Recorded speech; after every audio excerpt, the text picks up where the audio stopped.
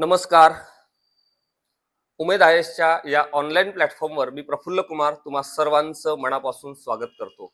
आज 12 मार्च दिनविशेषाच्या संदर्भानं तुम्हाला स्क्रीनकडे पाहिल्यानंतर निश्चितपणे आठवलं असेल की आज दिनविशेष कोणता आहे आणि कोणत्या दिनविशेषाच्या संदर्भानं मी इथून पुढे तुमच्याशी संवाद साधणार आहे.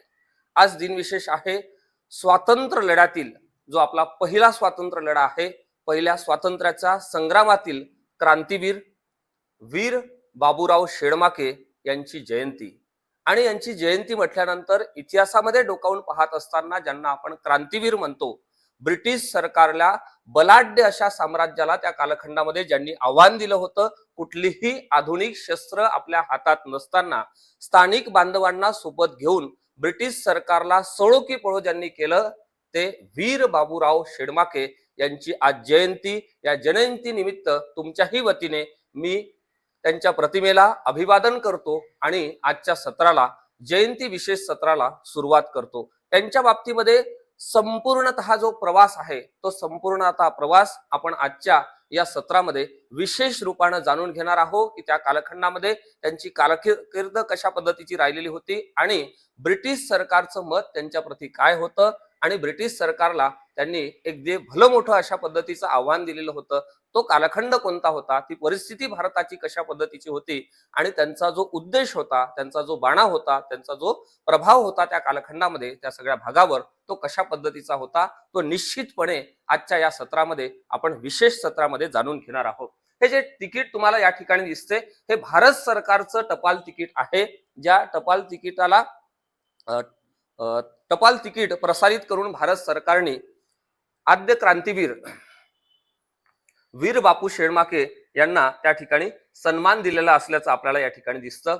आता ह्या जयंती विशेष सत्रामध्ये त्यांचं जे पूर्ण नाव आहे ते आहे बाबूराव पुल्लेसूर शेडमाके. 12 मार्च 1833 ला जो ब्रिटिश भारत होता, त्या ब्रिटिश भारतामध्ये त्यांचा जन्म झालेला होता. या कालखंडामध्ये संपूर्ण भारतावर ब्रिटिशांची सत्ता होती, ही बाब या ठिकाणी लक्षात घ्या. आणि त्यांचा कार्यक्षेत्राचा प्रदेश जर आपण बघितला तर आजचा गडचिरोली आणि चंद्रपूर सारखा जो परिसर आहे, मी म्हणेल की त्या बाजूला सुद्धा म्हणजे छत्तीसगड पर्यंतच्या संपूर्ण प्रदेशावर यांची त्या ठिकाणी ज्याला आपण गोंडवाना प्रदेश म्हणतो, त्या प्रदेशावर त्यांची खूप मोठी अशा पद्धतीची पकड होती आणि त्या काळात त्या संपूर्ण भागाचं त्यांनी नेतृत्व सुद्धा केलेलं होतं, ही बाब या ठिकाणी लक्षात घ्या.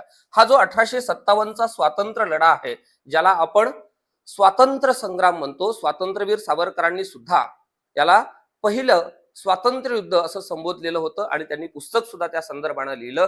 या पहिल्या स्वातंत्र्य लढ्यामध्ये एक महत्वाची भूमिका क्रांतिकारक म्हणून, आदिवासी क्रांतिकारक म्हणून त्यांनी निभावलेली होती आणि खूप मोठ्या प्रमाणामध्ये ब्रिटिश सरकारला एक मोठं आव्हान या कालखंडामध्ये त्यांनी दिलेलं होतं, ही बाब या ठिकाणी लक्षात घ्या. पुढे तुम्हाला दिसते त्यांची सामाजिक आणि राजकीय पार्श्वभूमी आपण जर पाहिली तर 19व्या शतकामध्ये प्रबोधनाला फार मोठ्या प्रमाणामध्ये सुरुवात महाराष्ट्रामध्ये आणि देशभरामध्ये सुरू झालेली होती. इंग्रजी शिक्षणाच्या माध्यमातून, इंग्रजी राजवटीमुळे एक भारतातला मोठा वर्ग कुठेतरी नाराज झालेला होता.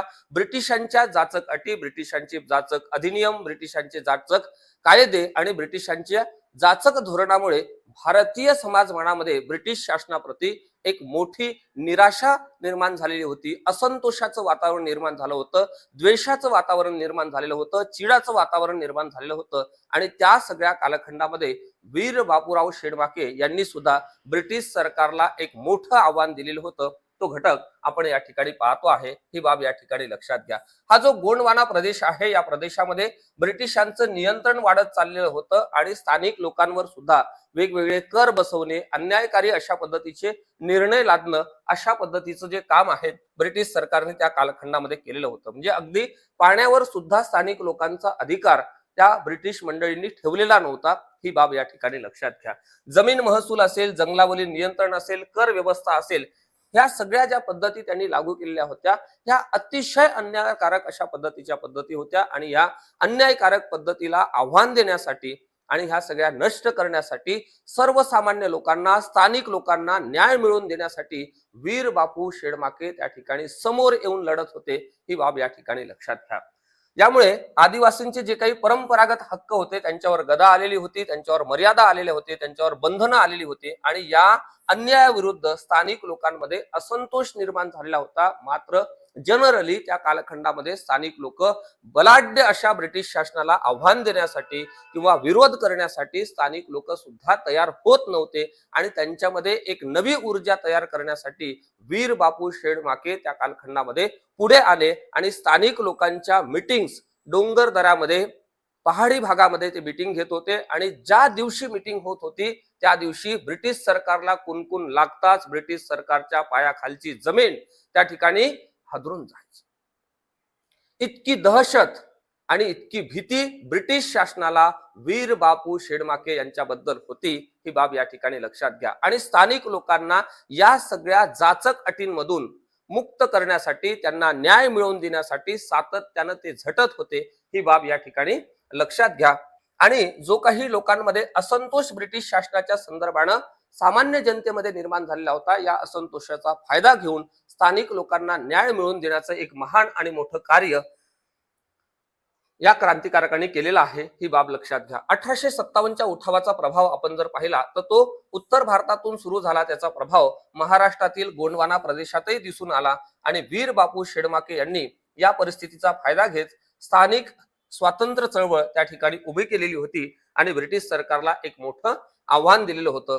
वीर बापू शेडमाके यांनी आदिवासी युवकांचं स्वतःचं अशा पद्धतीचं, ज्याला आपण बटालियन म्हणू किंवा सैन्य म्हणू, ते सैन्य आणि त्या सैन्यांच्या तुकडी त्या ठिकाणी तयार केलेल्या होत्या आणि स्थानिक लोकांना ब्रिटिशांविरुद्ध उठावासाठी प्रेरित केलेलं होतं. त्यांनी गनिमी कावाची पद्धत सुद्धा वापरून ब्रिटिश सरकारला एक मोठं आव्हान त्या कालखंडामध्ये दिलेलं होतं. म्हणजे जी काही स्थानिक मंडळी होती त्यांच्यामध्ये ब्रिटिश शासन कशा पद्धतीनं चुकीचा आपल्याशी व्यवहार करते किंवा ब्रिटिशांचे नियम, ब्रिटिशांचे धोरण, ब्रिटिशांची पॉलिसीज कशी चुकीची आहे आणि आपल्या सगळ्या जल, जंगल आणि स्थानिक जे काही आपले व्यवहार आहे त्या सगळ्या स्थानिक व्यवहारावर कशा पद्धतीनं बंधनं आणत आहे आणि ही जर बंधनं आपल्याला नष्ट करायची असेल किंवा यापासून सुटका मिळवायची असेल तर आपण एकत्र येणं गरजेचं आहे, आपण संघटित होणं गरजेचं आहे.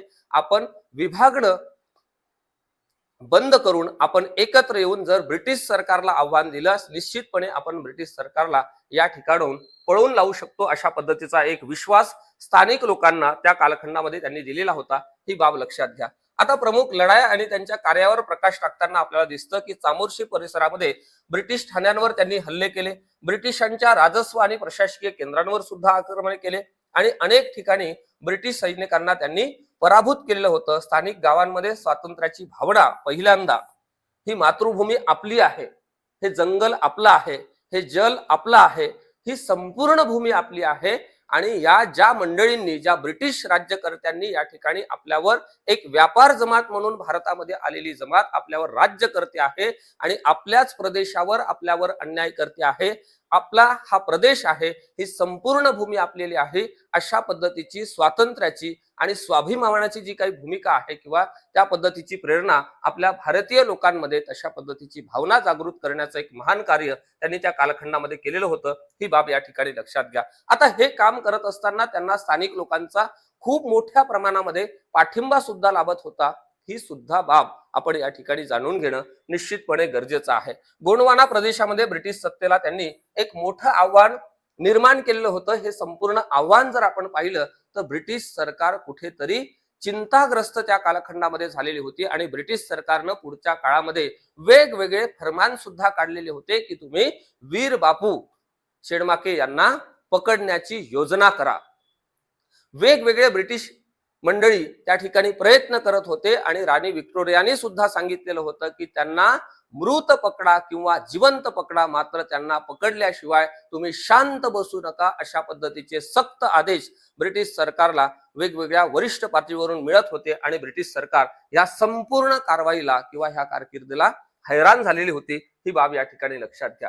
पुढे आपण जर पाहिलं तर ब्रिटिश सरकारनं बाबूराव शेडमाके यांना पकडण्यासाठी खूप मोठी मोहीम राबवली. त्यांचे जवळपास 3 ते 4 प्रयत्न हे फेल गेले, म्हणजे अयशस्वी झाले आणि त्यानंतर त्यांनी काही स्थानिक लोकांना पकडलेलं होतं आणि त्या स्थानिक लोकांच्या विश्वासघातामुळे खऱ्या अर्थानं ते पकडल्या गेले होते. ब्रिटिश सरकारला ते कधीच सापडलेले नव्हते. आपल्या स्थानिक लोकांनी केलेल्या सगळ्या विश्वासघातामुळे हा आपला क्रांतीवीर शूर योद्धा जो आपल्या मातृभूमीसाठी लढत होता, आपल्या स्थानिक लोकांच्या हक्कासाठी लढत होता, आदिवासी बंधूंच्या हक्कासाठी लढत होता, आपल्या मातीसाठी लढत होता, आपल्या पाण्यासाठी लढत होता, आपल्या हक्कासाठी लढत होता, त्या हक्कासाठी लढणाऱ्या आपल्या स्थानिक लोकांनीच या ठिकाणी विश्वासघात केला आणि आपल्या वीर योद्ध्याला पकडून देण्यामध्ये ब्रिटिश सरकारला त्यांनी मदत केलेली होती आणि पुढच्या कालखंडामध्ये त्यांच्यावर देशद्रोहाचा आरोप म्हणजे खटला सुद्धा चालवला गेला आणि तुम्ही ब्रिटिश सरकारचं मानहानी करता, ब्रिटिश राजाचं त्या ठिकाणी मानहानी करता, तुमच्यावर देशद्रोहाचा राजद्रोहाचा खटला आम्ही दाखल करतो असं म्हणत ब्रिटिश सरकारने त्यांच्यावर खटला दाखल केला आणि पुढे त्यांना फाशीची सुद्धा शिक्षा झाली. ज्या ठिकाणी चंद्रपूरच्या भागामध्ये फाशीची शिक्षा झाली त्या ठिकाणी आजही आपल्याला स्मारक असल्याचं पाहायला मिळते, जे स्मारक संपूर्ण देशभरातल्या लोकांना आजही आपल्याला प्रेरणा देते. ही बाब या ठिकाणी लक्षात घ्या. त्यांचं वय जर आपण पाहिलं तर ज्यावेळेस त्यांना फाशी दिली त्यावेळेस फक्त वय त्यांचं 25 होतं. त्यांच्या बालपणापासूनच त्यांच्याकडे जी शिस्त होती, जी प्रेरणा होती, जे कौशल्य होतं, युद्ध कौशल्य होतं, त्या बळावर त्यांनी स्थानिक लोकांना न्याय मिळवून देण्यासाठी एक मोठी मोहीम लढलेली होती. मात्र स्वकीयांनी केलेला जो काही विश्वासघात होता त्यामुळे ते ब्रिटिशांच्या हाती लागले. अन्यथा ब्रिटिश सरकारला वीर बापू शेडमाके कदापि सापडले नसते. ही बाब या ठिकाणी लक्षात घ्या. इतके शूर योद्धे होते.